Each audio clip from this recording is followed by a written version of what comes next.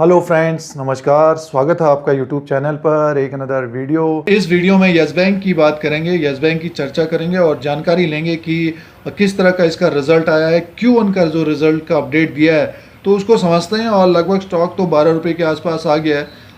काफ़ी जो retail investors काफ़ी उत्साहित थे जब 22 रुपये 23 रुपये के आसपास कारोबार कर रहा था, तब भी बताने की कोशिश थी कि अगर यस बैंक में आप FPO में फॉलो ऑन पब्लिक ऑफर में अगर आप इन्वेस्टमेंट करना चाहते हैं या 12 रुपये के लिए अप्लाई करना चाहते हैं तो कम से कम का अपने रिस्क के अनुसार करना चाहिए और स्टॉक नीचे की तरफ आ सकता है। बैंक के FPO में काफ़ी उत्साहित हो गए थे रिटेल इन्वेस्टर्स और लोगों ने भर भर के इसको अप्लाई किया था।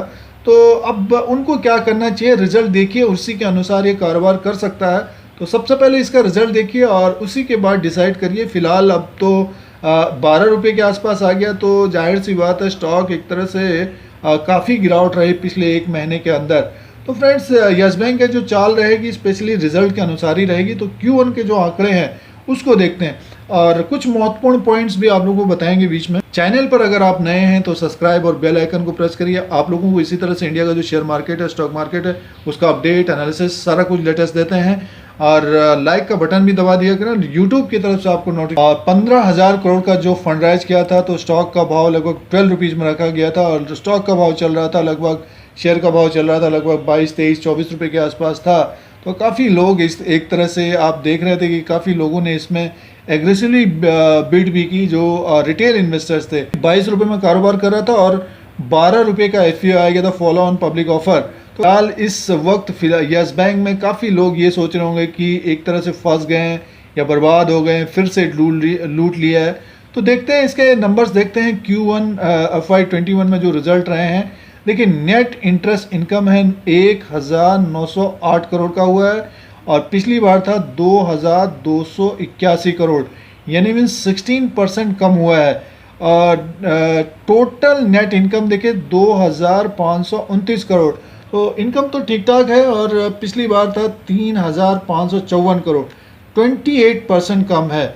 और प्रोविज़न किया है लगभग इन्होंने 1,087 करोड़ का किया है और ये देखिए 1,784 करोड़ का पिछली बार किया था, तो कम किया है और 39% एक तरह से कम हुआ है, माइनस हुआ है।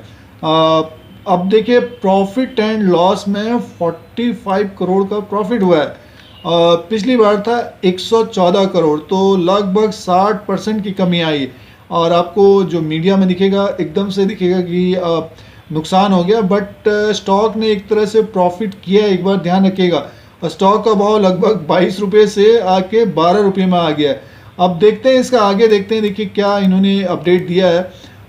इसका EPS है 0.04 का है और पिछली बार था 0.49 का। तो फ्रेंड्स, एक तरह से आप देखेंगे इनकम भी इनका ठीक ठाक है और जिस तरह से बैंक की हालत है और जो फंड राइज इनको करना पड़ा, आप देख रहे हैं कि प्रॉब्लम में चल रहा था बैंक पहले से। 45 करोड़ का इनको प्रॉफिट हुआ है। और दूसरी बात ये है कि इनका ग्रॉस NPS काफ़ी ऊपर की तरफ है अभी भी, और उसमें अगर आप देखेंगे तो अगर ग्रॉस NPS को देखेंगे तो लगभग आप 17 के आसपास है, 17.30%, काफ़ी ऊपर की तरफ है। और नेट NPS देखिए 4.96% का है, काफ़ी होता है। और बुक वैल्यू देखिए लगभग 17 का है।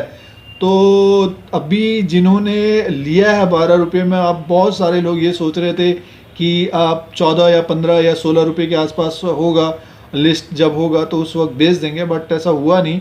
जो रिज़ल्ट आया है एक प्रॉफिट में 45 करोड़ का, तो ठीक ठाक है। और डिपॉजिट में देखिए 1,17,360 करोड़ का और 11% ग्रो हुआ है।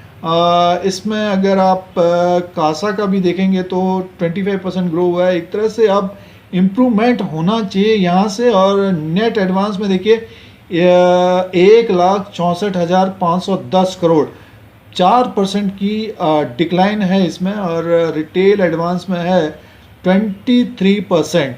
तो रिटेल में ज़्यादातर ये अब ध्यान दे रहे हैं। और जैसे कि आपको नेट NPS और ग्रॉस NPS के बारे में बताया, बट बैंक एक तरह से इम्प्रूवमेंट करना चाहिए। और 15,000 करोड़ रुपये इन्होंने जो लिया है, ये इसका काफ़ी बेनिफिट हो सकता है आने वाले दिनों में, बट स्टॉक का भाव काफ़ी नीचे की तरफ आ गया है। एफपीओ के कारण काफ़ी नीचे की तरफ आ गया एक तरह से स्टॉक का भाव। तो फ्रेंड्स, ये यस बैंक को अगर आप देखेंगे कि आने वाले दिनों में किस तरह से कारोबार कर सकता है, तो उसके लिए ये है कि आप यस बैंक में अगर ऊपर के लेवल पे फंसे हैं तो इसको होल्ड करना चाहिए। और फ्रेंड्स, रिजल्ट का अगर विश्लेषण करेंगे कि अगर रिजल्ट को देखेंगे तो इसका एनालिसिस करेंगे तो 45 करोड़ का इनको प्रॉफिट हुआ है, बुक वैल्यू लगभग 17 के आसपास का है और स्टॉक का भाव चल रहा है 12 रुपये में। तो आने वाले दिनों में लगभग इसी के आसपास या थोड़ा सा बढ़ के रहना चाहिए। अब देखते हैं, थोड़ा सा चार्ट देखते हैं और किस तरह का रह सकता है। फ्रेंड्स, ये यस बैंक लिमिटेड का जो चार्ट लगा हुआ है उसमें देखते हैं कि टेक्निकली कितनी इसमें गिरावट हो चुकी है अभी तक, और इसमें मूविंग एवरेज और आरएसआई को भी लगाया है।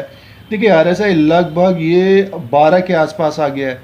तो एक चीज़ ये मान के चलिए कि अब ये ऊपर की तरफ जाता हुआ दिख सकता है और हो सकता है कि आपको लगभग 14 से 15 रुपीज़ तक जाए। बट ये है कि काफ़ी रिटेल इन्वेस्टर्स ने और काफ़ी जो लोगों ने खरीदा भी होगा, बट ये है कि एक लिमिट के अनुसार, पिछले वीडियो में भी बताने की कोशिश थी कि एक लिमिट के अनुसार इस शेयर को खरीदना चाहिए। और एक तरह से काफ़ी ये हालत ख़राब थी इसकी बैंक की, बट ये जब से एसबीआई आया है तब से इसमें कुछ इम्प्रूवमेंट तो हो रहा है। बट ये है कि फंड राइज के जिस तरह से 12 रुपये में दिया गया तो स्टॉक का भाव लगभग 14, 15, 16 रुपये या 12 रुपये तक आना था। अब जाहिर सी बात है, जो रिटेलर सोच रहे थे वो तो हुआ नहीं। अब आने वाले दिनों में ये हो सकता है कि जैसे कि यहाँ पे वॉल्यूम बढ़े हुए हैं तो डेफिनेटली ये ऊपर की तरफ लगभग आप मान के चलिए ये 14 रुपीज़ तक जाता हुआ दिख सकता है। और हो सकता है कि आपको ये 20 रुपीज़ तक जाता हुआ दिखे आने वाले दिनों में। तो ये डेली वाइज कैंडल है, आप देखिए सारे मूविंग एवरेज जो है ऊपर की तरफ हैं और लमसम इसका जो हडल होगा 16 रुपीज़ का होगा। तो जिन्होंने एफपीओ में लिया है, झोली भर भर के लिया है, तो उनको होल्ड करना चाहिए और कुछ समय दीजिए। अगर आपको लगता है कि नहीं 5 रुपये आना है, 7 रुपये आना है, 6 रुपये आना है, डर लग रहा है, तो आपको 11 रुपये 12 रुपये में है, थोड़ा सा गेन होता है तो अपनी हल्की पोजीशन कर लीजिए, ये बेटर देन रहेगा। पेनी स्टॉक एक तरह से है ये, और इस तरह का स्टॉक में अब जैसे कि 15,000 करोड़ रुपया इन्होंने उगा लिए है और ले लिए, जैसे कि इन्होंने 15,000 करोड़ रुपया फंड राइज किया है तो नेक्स्ट 2 साल तक ये अच्छा खासा गेन कर सकते हैं। और स्टॉक का भाव हो सकता है कि आपको इसी के आसपास, क्योंकि नेक्स्ट क्वार्टर में किस तरह का रहेगा वो देखना पड़ेगा, बट इसका जो हर्डल होगा लगभग 16 रुपये का है डेली वाइज के हिसाब से आप देखेंगे। और जो गिरावट हुई है यहाँ से लगभग 20 रुपये 22 रुपये के आसपास से, तो हो सकता है आपको आने वाले दिनों में ये वहाँ तक जाता हुआ दिखे। अब यहाँ से इतनी लगभग नीचे की तरफ नहीं आना चाहिए स्टॉक। अब अगर कोई पैनिक आता है तब जो ये गिरावट आई है तब यहाँ तक आ सकता है, बट ये ऐसा लग नहीं रहा है कि अब ये नीचे की तरफ आएगा। फिर भी तैयार रहना चाहिए कि कोई भी गिरावट आ जाती है मार्केट में, कोई बात हो जाती है तो। अब रही बात जो नया लेना चाहते हैं तो अपने पॉकेट के अनुसार इसमें एंट्री करिए और डेफिनेटली आपको कुछ ना कुछ ये अभी आने वाले दिनों में अच्छा खासा रिटर्न दे सकता है। और जो 2-3 साल के जो ऊपर के लेवल में फंसे हुए हैं उनको तो होल्ड ही करना चाहिए। एक तरह से निवेशक एक तरह से जो सोच रहे हैं कि बर्बाद कर दिया, तो ऐसा लग नहीं रहा है, क्योंकि अब एक तरह से मैनेजमेंट काफ़ी चेंज हो गया है और आने वाले दिनों में बैंक अच्छा करेगा। और ये आपको जो आरएसआई है इसका लगभग 31 के आसपास है। तो फ्रेंड, डेफिनेटली अब बहुत गिर चुका है स्टॉक और 16 रुपये का एक इसका हडल बना हुआ है, इसको क्रॉस करेगा तो आपको ये 20 रुपीज़ की तरफ जाता हुआ दिख सकता है।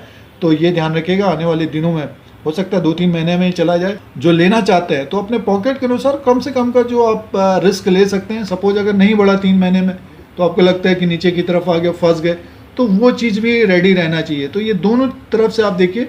और यस बैंक में जो ऊपर के लेवल में फंसे हुए हैं, जिन्होंने एक रिस्क लिया था कि नहीं अब बढ़ना चाहिए और एफपीओ में भी अप्लाई कर लिया, तो उनको बने रहना चाहिए। और जो नया ले रहे हैं तो कम से कम का जो रिस्क उठा सकते हैं उसके हिसाब से लेना चाहिए, ये व्यू रहेगा। आप अपना डिसीजन भी ले सकते हैं कि आने वाले दिनों में किस तरह का रहेगा। अगर आपको लगता है कि नहीं बढ़ेगा तो कमेंट बॉक्स में लिखिए, जिससे व्यूअर्स भी पढ़ सकें। और बट जिस तरह का रिजल्ट है और यहाँ से ग्रो होनी चाहिए कंपनी, यस बैंक यहाँ से ग्रो होना चाहिए, ये व्यू रहेगा फ्रेंड्स। और तो फ्रेंड्स, आप लोगों को इसी तरह से इंडिया का जो शेयर मार्केट है, स्टॉक मार्केट है, उसका अपडेट एनालिसिस सारा कुछ लेटेस्ट देने की कोशिश करते हैं। अगर आपको ये YouTube channel India Dheeraj Singh देखना है तो सब्सक्राइब और बेल आइकन को प्रेस करिए, फिर कोई नया वीडियो लेके आएंगे। आज के लिए इतना ही, धन्यवाद।